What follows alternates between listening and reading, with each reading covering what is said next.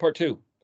So he says, as we read previously, Isaiah 58:13, if you restrain your foot because it's the Sabbath. Well, hey, look it. You happen to have a job where your employer doesn't demand of you to work on Saturday. Woohoo! Let's suppose it's Saturday and it's not the lunar Sabbath consideration. That's a whole nother question. I'm just going with the concept here. Because it's Saturday, I don't have to work. So I'm automatically in the groove. I already got his smiling face in my direction. No, wait a minute. If you restrain your foot because it's the Sabbath day. In other words, this is saying he's not looking at the circumstances of whether your employer demands it of you. He's saying you need to volitionally, proactively stop your foot. Well, see, the word foot, I'd have to look it up here, verse 13, is typically regal. It is, regal, which is also custom, habit, and tradition. Restrain your custom, habit, tradition. Don't do what you normally do because it's the Sabbath day. Well, what does that mean? I normally don't go to the beach. Can I go to the beach on Shabbat? Is that? You have to do this. And then you have to find somebody who comes in agreement that speaks your language, that keeps your custom. And so everything becomes this, not just getting a bigger society, but almost getting a smaller society. The more you come together, the more you have to separate because people have different ideas of what it means to restrain your foot because it's the Sabbath. But because it's Shabbat, you have to take the inner, because it's Shabbat, I am now going to do something different than what I normally do. That's what it's saying. In other words, I've got to have an affection, an affinity, and a regard of the Shabbat to change my ways, do something on purpose. Whether my employer accommodates it or not, what he's saying, in other words, how do I play into getting his attention? Refrain from accomplishing your own needs on my Yom Kadosh. See, he's claiming that the Sabbath is his, as it says here in English, holy day. And there's another verse elsewhere that we bumped into. It says, can a man make for himself Elohim? They're not Elohim. In other words, can a human man, can an Adam create something holy? Can he make a Kadosh Elohim? If he tries to, it's going to look like Abraham's father's idols. They're not Elohim. Anything made by Adam is not Kadosh. So the concept of the word Kadosh, just so you know, means it comes from him, from Elohim. So Yom HaKadosh is the day he declares to be Kadosh. When the angels around the throne are saying Kadosh, Kadosh, Kadosh, translated holy, holy, holy, what they're saying is what we behold of him, right from him. You can't get any closer to him than the throne. His radiance coming out, his breath, his words is Kadosh. Soon as I hear it and try to understand it, it's now my subjective hearing. It's no longer Kadosh. It's my interpretation. What comes from him is the concept of Kadosh. It's translated to be the word holy, sacred, betrothed, sanctified. If I'm his Kadosh, the Yod suffix makes it personal. So for him to say, Israel is my Kadoshi, those who walk in my ways and listen to my voice are Kadoshi. They are Kadosh to me. They are betrothed to me. They are set apart to me. They are sacred to me. They are my precious own personal. Well, how do you do that? Well, this says, refrain from accomplishing your personal needs on my Yom Kadosh. So if we say, well, we're going to change the day from the 7th to the 1st to prove that our voice is more authoritative. Thank you, Mr. Constantine. Thank you, Council of Nicaea, for making it clear that we should not run down that path because that's contradiction,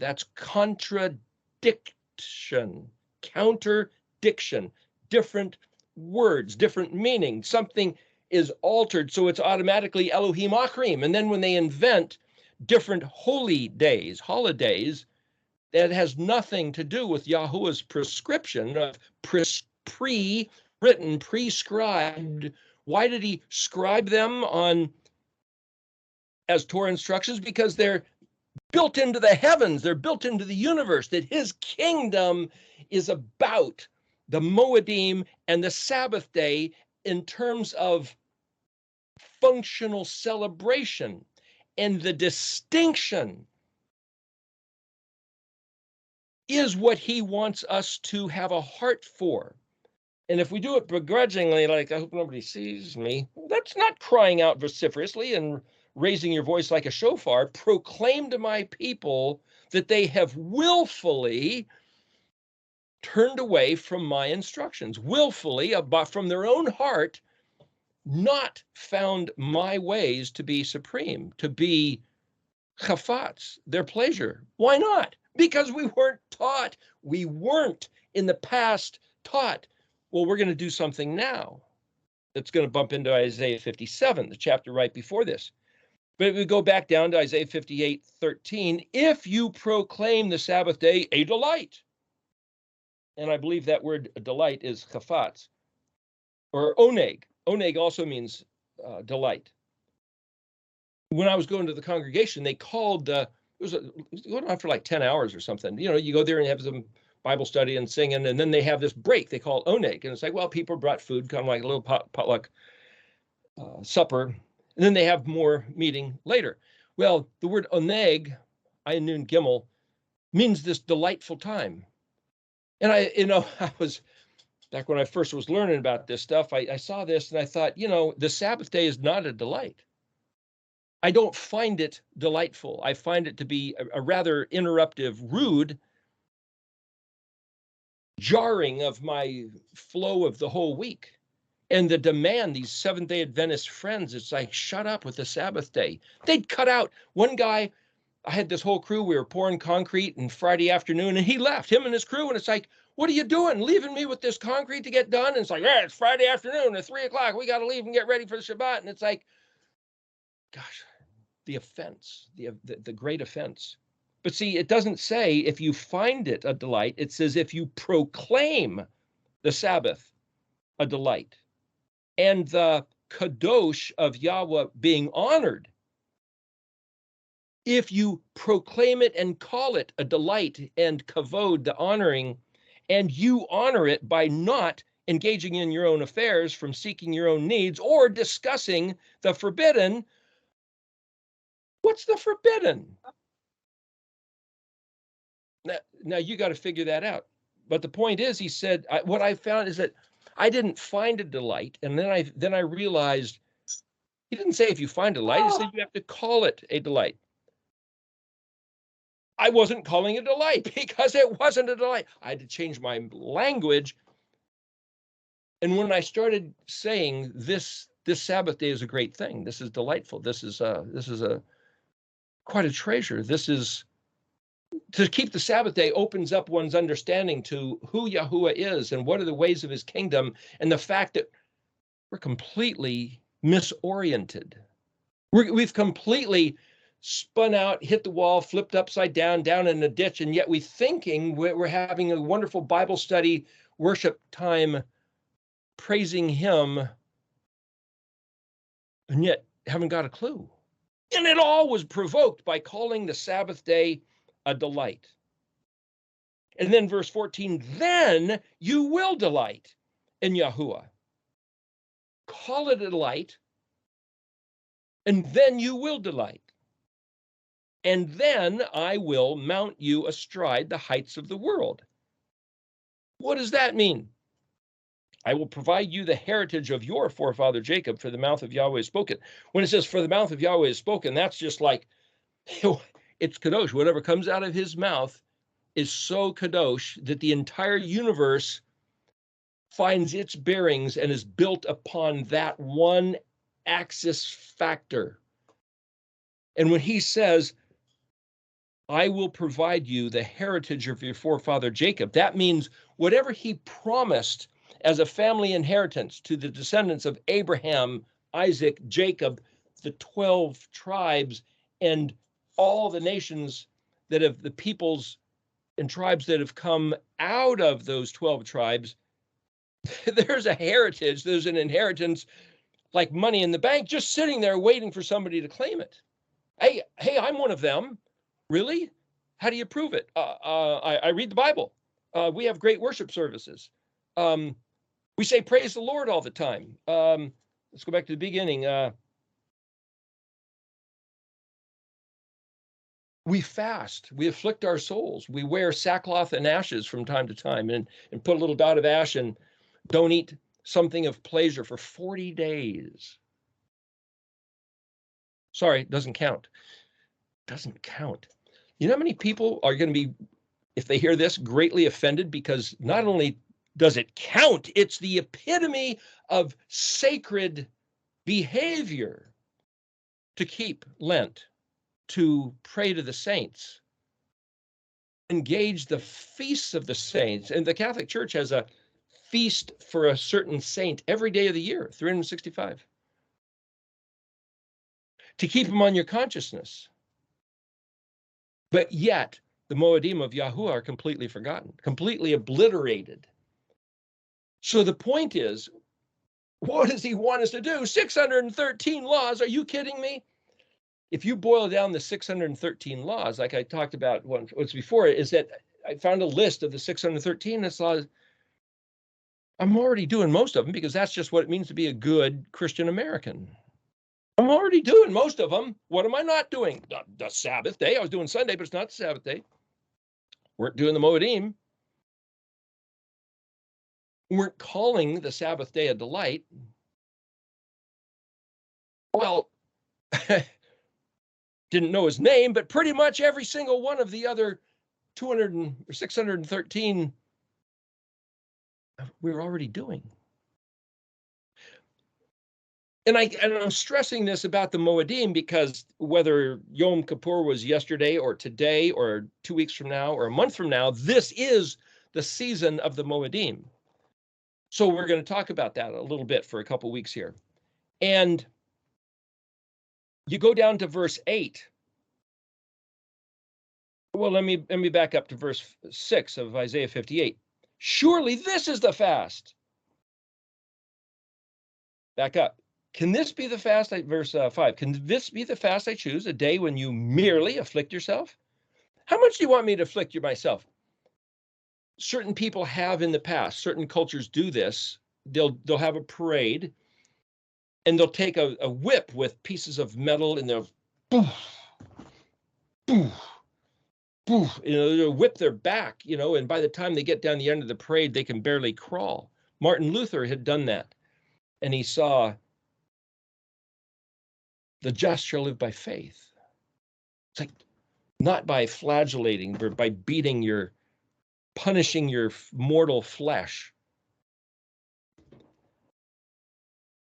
This is serious business. This is no light matter. Can this be the fast I choose, a day when a man merely afflicts himself? Can it be merely bowing one's head like a bulrush and spreading a mattress or spreading out, wearing sackcloth? Well, why? Well, because sackcloth is burlap and it's really itchy. And so you do what aggravates your flesh. And the more you're aggravated, the more you find favor in his eyes. So one way of doing this, ayin nun hey ing, actually zadi vav mem, zom, is the word for fast.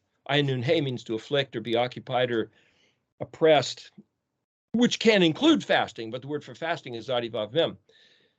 Isaiah 58 mentions ayin nun hey, but there is some talk about zadi vav mem in there. But anyway, just so you know, there's a difference. Some people will find every little torment. Don't bathe, don't brush your teeth, don't eat, don't drink. Intentionally sit out where there's a bunch of mosquitoes on Yom Kippur. Yeah, that'll really afflict you. Just do everything that aggravates the flesh so that you can be considered more holy. Is that the way it works. So you can actually get his attention, not so you can be considered more holy, it's so you can get his attention finally. That's what it's all about. Do you call this a fast? A day of favor to Yahweh? Surely this is the fast I choose. This is verse 6. Now this is Yahweh telling, this is the fast, this is the Zadi Vav Mem. A fast by definition means don't eat and don't drink.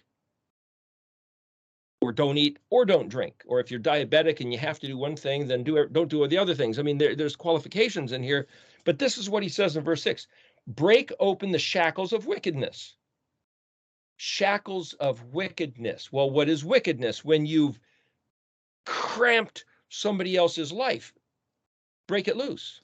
How is that a fast? The word is Zadi Vav Mem. Zadi is this blossoming, this breaking open. Well, how do you break open Mem? If Mem is water, Mem is what's in your heart. Open your heart.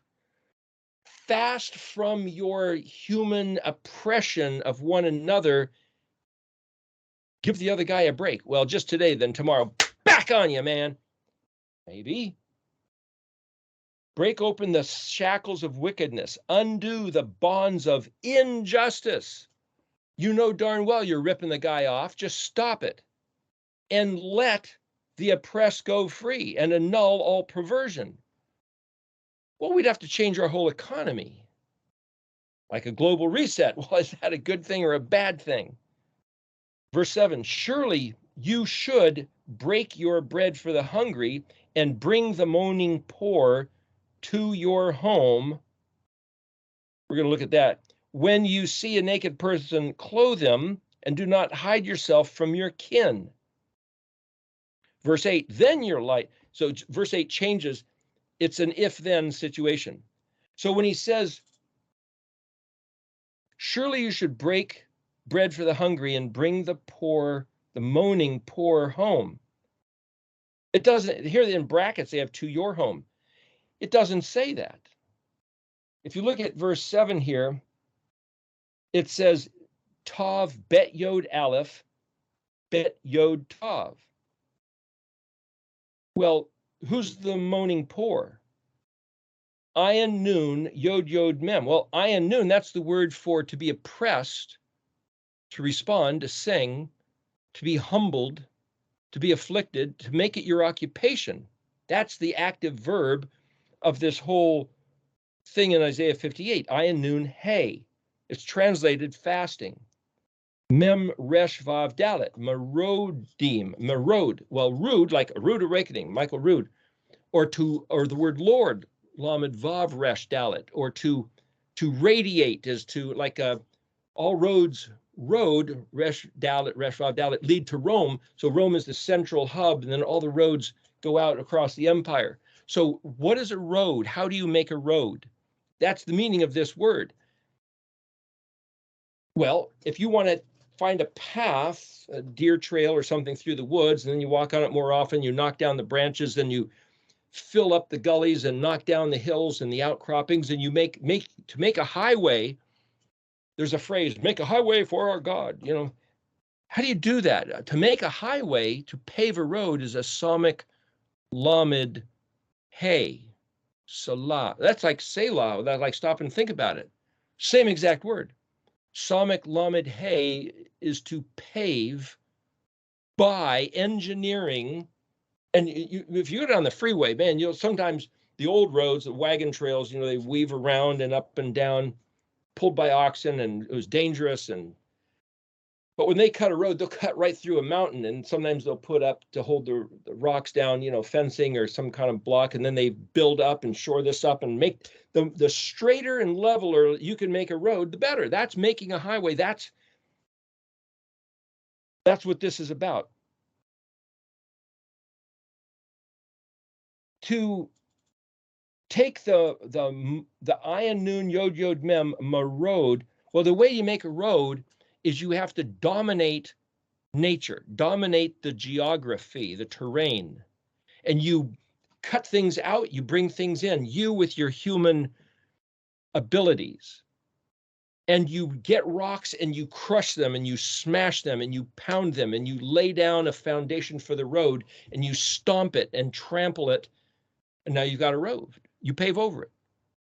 That's all about the word Lord, the dominating one. And as a matter of fact, when Adam was told to dominate nature, when he was first put in the Garden of Eden, that's the same word used. Resh Dalet, Resh Vav Dalet, red, rud, rod. So when it says the oppressed ones, mem is the prefix letter, yod mem is the plural, so it means the ones who have been pounded and beaten and oppressed and subjugated. Tav bet yod aleph. So any word with bet aleph or bet yod aleph, bet vav aleph means, here, I'll read it in the dictionary. It has to do with to come in, enter, arrive, or import. So this would be on page 62. Bet aleph, he who comes, he who arrives, coming, subsequent, or next. That's bet aleph. It basically means to import. So you hear like Monty Judah's newsletter, Yavo. Well, that means he who arrives, he who's coming subsequently. Let me look at bet yod aleph. Bet vav aleph means to come in, arrive, enter. Like the setting of the sun entering the pocket of the earth, as it were, to get dark. It arrived, it entered, reached, it happened. Bet vav aleph.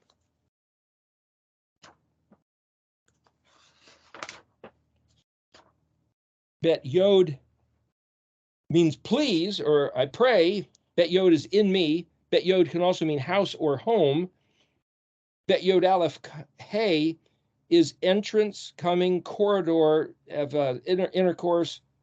If you have a vestibule or a front porch, that's the greeting place of those who are about to enter the house. So here this word is to somehow provide the accommodating of bet yod tav. Well, that's house, bet yod tav. It doesn't say bring them into your house. It says introduce or bring bet yod tav. Well, if you look at bet yod tav, bet, that's the name of the second letter. The first letter is aleph. And aleph is ox, bet is house. Aleph means taught, trained, and domesticated, to be of the house. And bet also means to be taught, trained, and domesticated of the house. So you could say bet yod means house or home or in me or in my house. Bet tav is the word for daughter, or one under the covering of, or one who's worthy of. So I could read this that introduce the teaching of how to be, as it were, my daughter. Whose daughter? Elohim, of the teachings of my house. Well, that's the Sabbath day and the Moedim. That's his language. That's his name. Talking to a guy the other day, there was a little vehicle accident. We're trying to get this truck out of a ditch from being tipped over, and I noticed written in the back of the dust on the back of the truck, it said Jesus. We're standing there for a while waiting for some other help to show up, and so I said to the guy, well, are you a believer? Do you read the Bible at all? Got the word Jesus up there, and what he may not have even been the guy who wrote it, but yeah. It's like, do you know that that the creator of the universe has a name? No, never heard of that. Never heard of that. Well, this guy is probably in his 20s, but the idea, how can you be a Bible study believer seeking the truth with a fervent heart, and you might even fast and pray and sing wonderful, beautiful worship songs, and why don't you answer our prayers? Why are we doing all this? Don't you see? We don't know his name. And yet he said, book of Joel, whoever calls on the name of Yahweh will be saved. Whoever calls on the name of Yahweh will be saved. Not whoever who calls in Jesus' name will be saved. I mean, that's what he said. Hey, now you're making stuff up, and no. I'm just reading what he said and trying to put some substance to what he said, instead of myth and tradition. I'm just trying to read what did he say, because the people who are inquiring of him, desiring his nearness, who are afflicting themselves and fasting, they're experiencing, you don't seem to recognize us. You don't seem to even know we're doing this. What's going on? In other words, if you read right here in Isaiah 58, verse 3 and 2 and 3, they're saying, he's admitting, yes, I see your behavior. I see in your heart you desire to know me, or at least you're acting like it. You're doing all the actions as if you desired me, as if you want to know the truth, as if you're really studying the Bible with a fervent honesty, and you're genuinely surprised that something isn't working the way you would expect it to. And what you don't understand is the way it works. You got to jump down to verse 13. What, the Sabbath day was nailed to the cross? Only the Judaizers do that. No, that's a lie, apparently. Then you look at verse 8. If you tend to the poor, when it says bring them into your house, it doesn't say bring them into your house. It says bring them the teachings of what it means to be mine, my daughter of my covenant. And then you look at Shabbat, Shin Bet Tav. Well, Shin is that's possessed by, or the Bet Tav, again, Shin Bet Tav. Bet Tav is daughter. So I could say Shabbat, Shin is El Shaddai, the monogram of El Shaddai. They have it drawn on the little mezuzahs. Shabbat is El Shaddai's daughter. The provision. Shin is this overwhelming force destroying all opposition, but Shin also means the provision. The provider of all benefits. That's El Shaddai, Shad. Shin Dalet. So El Shaddai's daughter is protected from all enemies and provided whatever she needs. If she sits on Shabbat, if she keeps Shabbat, the way he said. And so for them, for somebody to change the Shabbat from the 7th to the 1st to prove their authority greater than the written. And yet when you look back in Genesis, Yahweh, and also in Exodus and Deuteronomy, Exodus 20 and Deuteronomy 5, when he gives the 10 commandments, he says the reason he made Shabbat is because he was the maker and creator, and he has the authority as the creator to declare such a thing kadosh. Then blatantly, obviously, to change that one thing is the proof of rebellion, the proof of ignorant, we will not listen, regardless of any other droshing Bible study or worship songs you might sing. Just changing the Sabbath day and going along with it willingly, willful sins, is such high-handed, blatant corruption. It's satanically evil, wrong. It's a stumbling block causing the failure of the hopes and dreams of 2,000 years of Christianity. And when you see that for what it is, are you going to say nothing? He says, raise your voice like a shofar.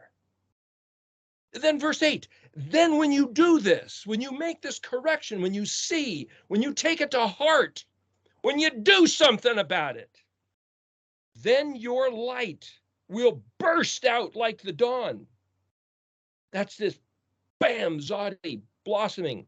And your healing will speedily sprout. Sprout, another Zodi picture. Your righteous deed will precede you. That's the taking care of the ones that have been lied to, the poor, the oppressed, the shackled by wickedness. And the glory of Yahuwah will gather you in. You feel like you're an outcast? His kavod, his glory, his netzach will gather you into himself. Then you will call and Yahweh will respond.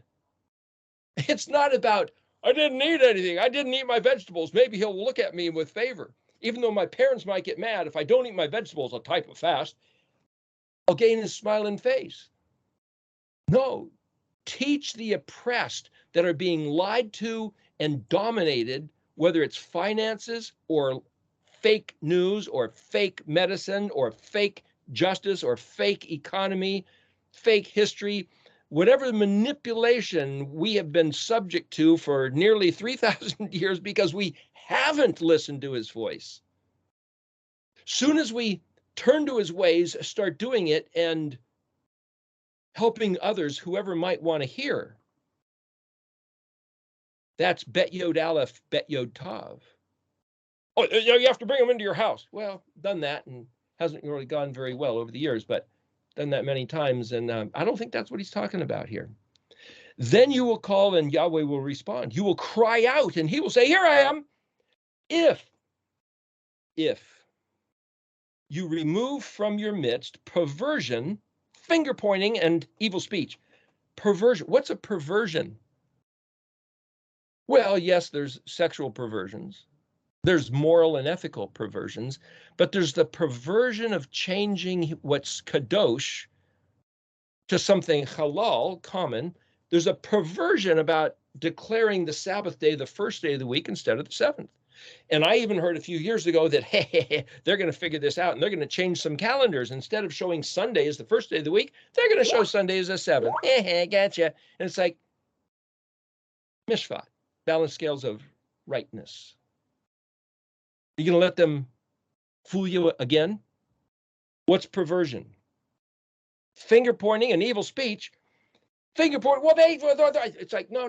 Let's just look at ourselves. I'm not trying to bust anybody else's party, but I'm going to look at what I was raised to believe as an American, as a Christian, as a member of my family and school and state and country, and say,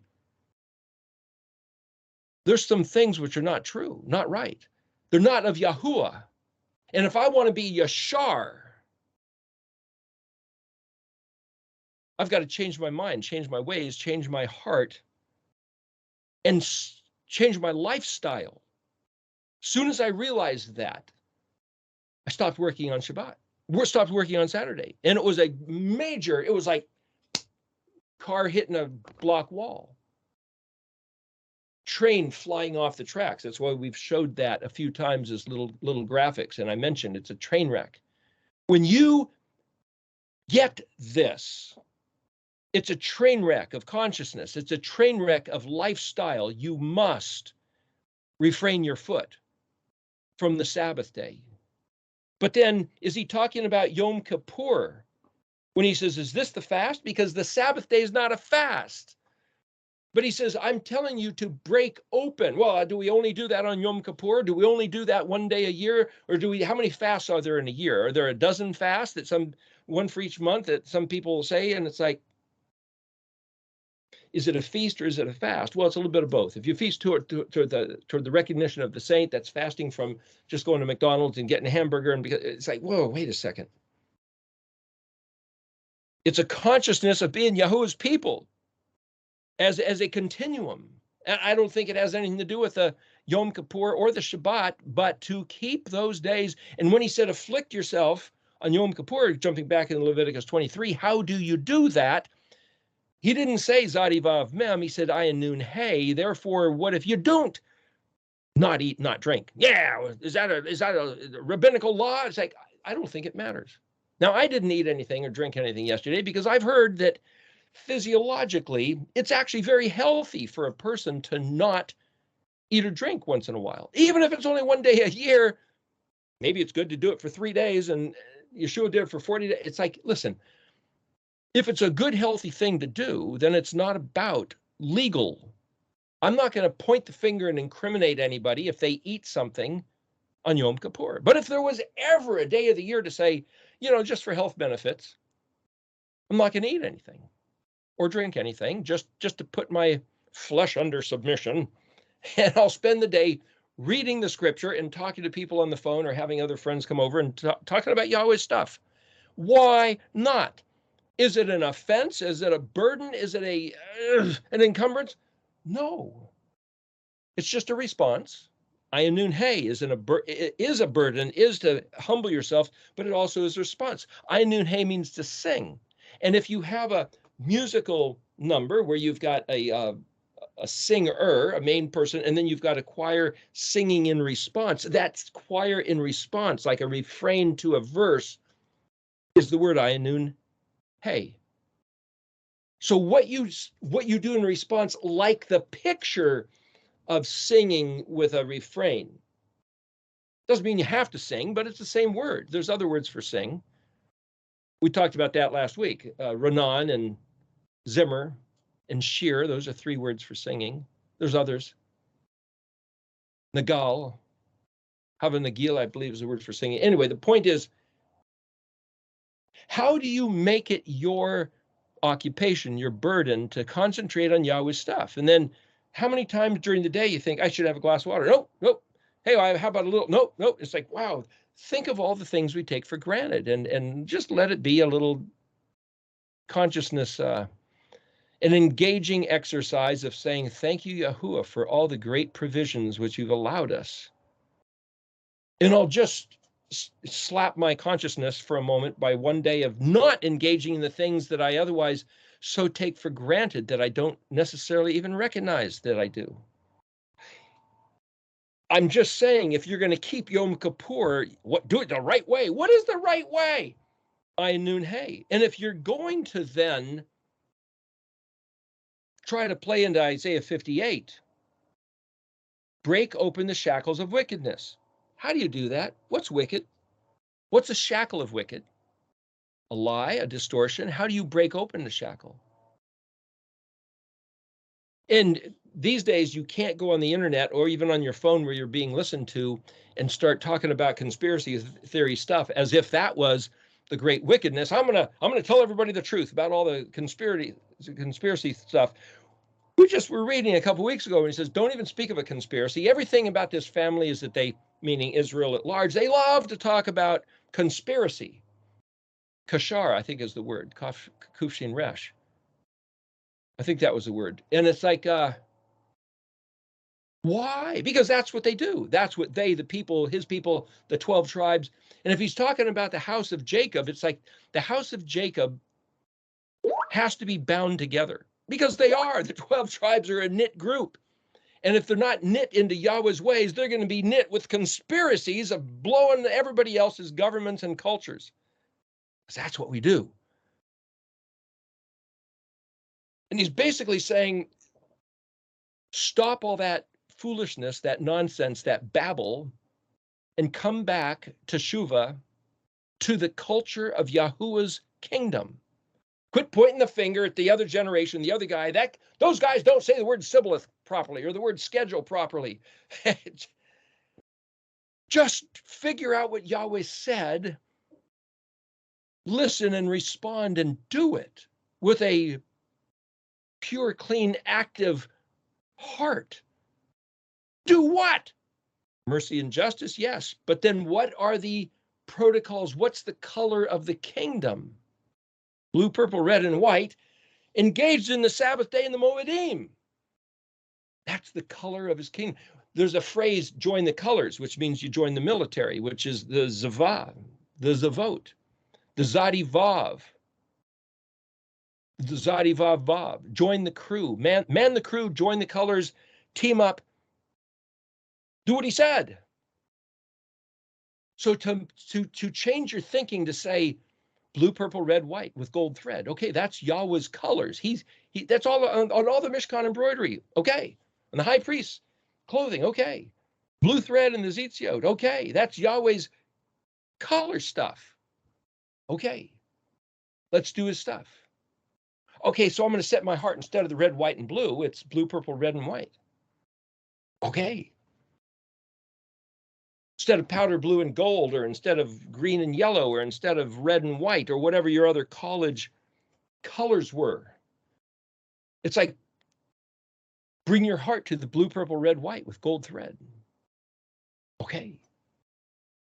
Take it upon yourself to be his people, to break open the shackles of wickedness. What is the shackle of wickedness? I could say to believe in America is a shackle of wickedness. Undo the bonds of injustice. Let the oppressed go free and annul all perversion. Surely, I mean, feed the hungry and teach the truth to those who are smashed. When you see a naked person in clothing, well, why are people hungry? Why are people oppressed? Why is there people who are naked and need clothing? Well, you know, that goes back to Isaiah 57. And we're just going to look at a few verses of Isaiah 57, because it's Isaiah 57 that sets up all this stuff in Isaiah 58. So if you, and I'll send this to Kurt for today's notes. There's basically, I think 3 pages or something. If you go to, starting in verse 11, the beginning of chapter 57 of Isaiah talks about stuff that Yahweh has his complaint against his people, stuff they were doing.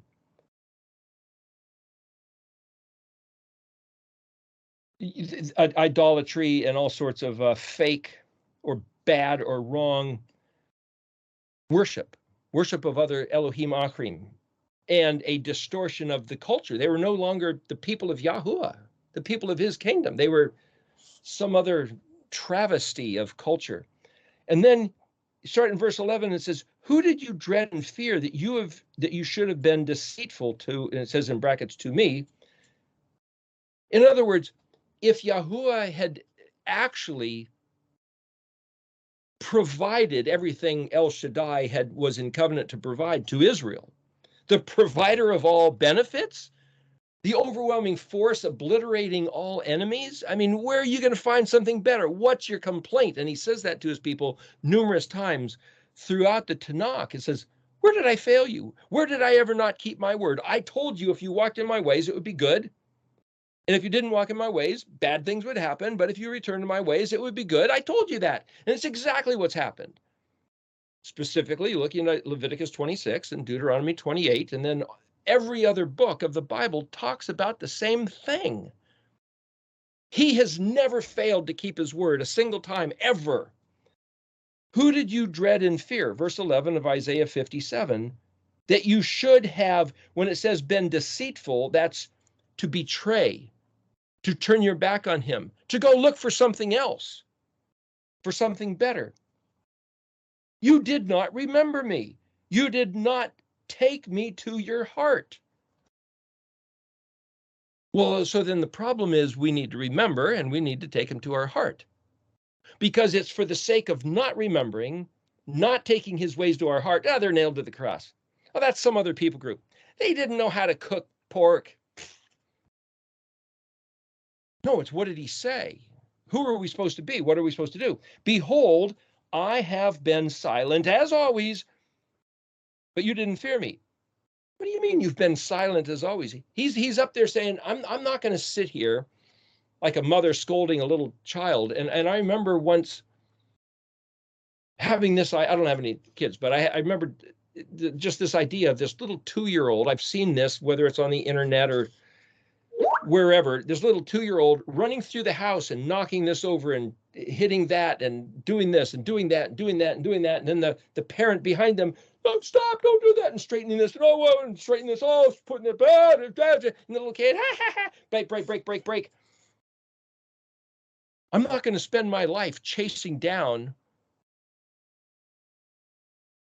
My life is making things, doing things, building things. That's what I do. I don't have the interest, the time, or the heart to chase some truant punk or a little kid, a toddler, or a bad dog, correcting everything they do. It's like it just, neither do I expect Yahuwah to do that with us. He's just going to turn his back and walk away, and then we'll live in a shambles. We have to straighten it up. He's not going to chase us down and yell at us and bark at us every time we. Is that what we want him to do? You didn't remember me? You didn't take my words to heart? I'm just gonna turn my back and turn my face and walk away. He says that numerous other places, and I've heard other people say, oh no, he won't do that. He won't forsake us. We forsook him. That's what he's saying. You didn't fear me. You had no regard of me. So he's disengaged. Verse 12, I proclaim how you should be righteous and what deeds you should do, but they shall not avail you. What he's basically saying is that we're so far gone here in Isaiah 57 that even if suddenly we or they, whoever he's talking to, okay, we'll do what you said, forget it, it's too late. The ruin is already upon you. You can start seeking, praying, walking, straightening everything up, and it's not going to avail you at this point. Why? What's about to happen? That's verse 12. Verse 13, when you cry out, let your cohorts rescue you.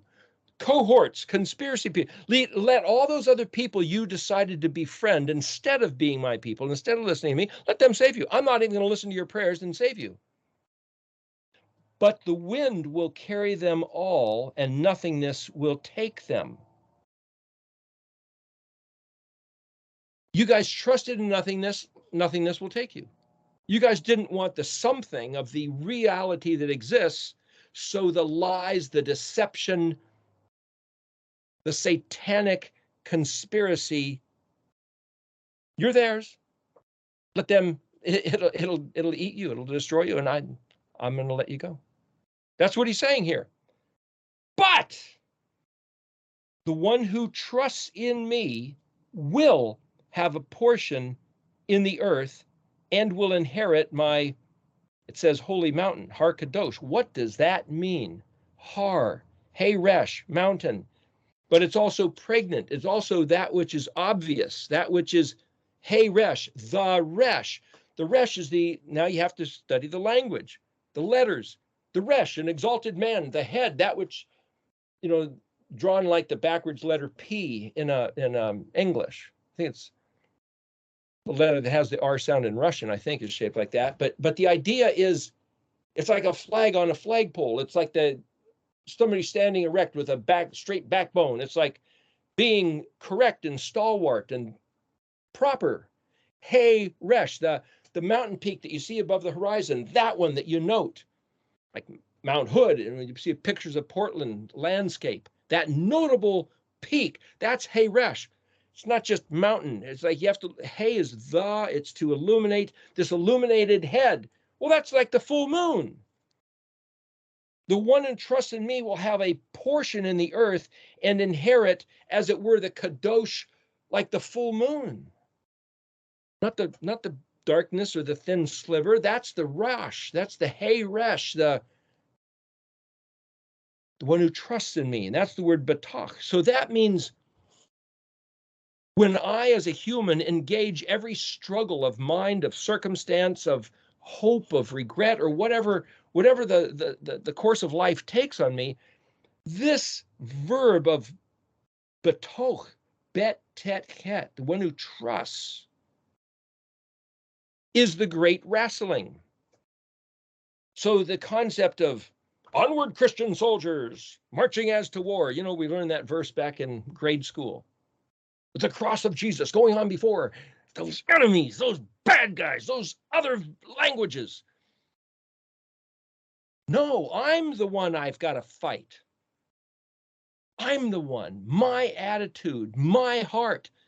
If I'm going to be a Christian soldier marching as to war, it's my trust in Yahweh that is the great conflict, the great battle. If I could trust him, why does he let this crap happen? That's the challenge. If there was no conflict, there'd be no thing to trust. Every ailment is an occasion for me to trust him. Every situation, every circumstance. Am I going to walk in his ways? Am I going to trust him? And am I going to study his words? That's the challenge. It's not me pointing the finger at the enemy, at the guy that wears funny hats and different colors that I'm used to and strange words out of his mouth. The challenge is not for me to poke the finger at some particular Christian denomination. It's for me to trust Yahuwah based on the words that he gave the house of Jacob.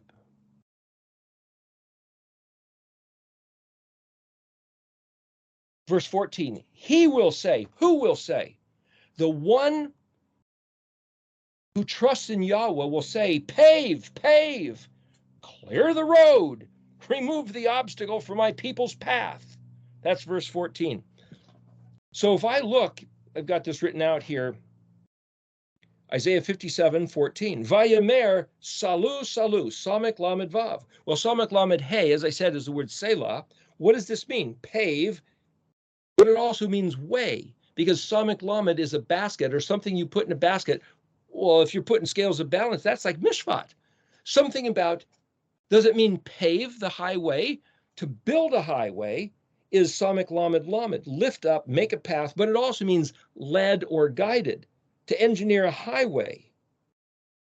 Aleph samek lamed is a yoke. Well, what's a yoke? Yoke is not just to join, something to carry the burden or to join yourself like two oxen, but it's the bar that holds the two baskets on the scales of balance. It's like, compare this to this, assess this compared to that, determine the value, the truth of this compared to that, determine what is Yahweh's kingdom and what are the ways of the world. Calculate the geological terrain. Mem samek lamed hey means comparable. Mem samek lamed tav means fine or distinguished. Mem samek lamed means curled, exalted, or esteemed, which is also Gidol, Gidolim, the wonderful, the great. In other words, what's the difference between Yahuwah's kingdom and any other kingdom? Yahweh's ways and any other ways. Yahweh's heart versus what we've been lied to about who the Lord is. Hey, samek lamed lamed means orbiting. Declare. Well, all the meanings of this word is the same as a synonym with ayin resh kaf, Eric, as in the Erictology concept of saying, weigh, measure, compare, balance, being, understand. What am I looking at? Index, order, row, calculate, see, what does he say? What did he give us? What has it been counted as, but what does it really measure up to? What have we got? And then it says, pano derek. Well, pano, pan, like the word face, also means to clear and evacuate, but it also means to turn.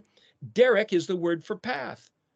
Make a turn in the road. Make a turn in the path of who we think his face, pano would be his face, his pan. Hey, resh yod mem, harim, or the word reem, like Rome, means to lift up or consider to be as exalted. Mem, kaf, shin, vav, lamed. Well, that's kaf, shin, vav, lamed is a failure or stumbling. So you put a mem in front of it. Ma, kashul means a block or that which causes stumbling. What causes stumbling? Didn't learn his name. We got the wrong holidays. You got the wrong Sabbath day, and you were told that the Torah was nailed to the cross and done away with, and if we would regard the Torah, it's actually an offense to the Savior. That's a lie. That's a theft of truth. If walking in his ways are life, then that's a murder of the faithful, the ones who would be faithful. That's a stumbling block. Declare the calculated evaluation and how to turn the path by lifting up and making clear what the stumbling block is on the pathway of my people. We must make an issue of these matters, and the keeping of the Moedim kicks the door in to their little fortress. Whoever thinks they have a bastion of truth and are not regarding Yahuwah's personal testimonies, his Moedim. Thank you, Yahweh, for making it simple and clear. If they don't regard your name, your Sabbath day, and the Moedim, and the regard of your Torah as being valid present tense instructions, they're not your certainly not your truth. Are they of your kingdom? Are they your people? But then he castigates, he reprimands his priests, 5 minutes, his priests for teaching falsehoods and robbing the flock, taking advantage of the sheep. So I'm not going to say the words that if you're not keeping the Sabbath day in the Moedim, you're not his people. I'm not going to say those words. You can think them for yourself and wonder if you're still his people, though you're completely estranged and completely deluded and completely blinded and taken advantage of by your enemies because you don't know him as he's declared himself by his own witness and testimony, which are the Moedim, the Sabbath day, his language and his name. In which case, for Yeshua to be his sent one to save us, deliver us, redeem us by walking in the ways of the truth and busting the protocols of the religious and governmental authorities in his day. I'm not denying Yahusha. I'm denying what's become of those who follow Jesus thinking it's the truth. Isaiah 57 to Isaiah 58. Verse 15 of Isaiah 57, for thus said the exalted and uplifted one, who abides forever and whose name is Kadosh, whose name is Kadosh. And what's it matter what his name is? Because his name is Kadosh.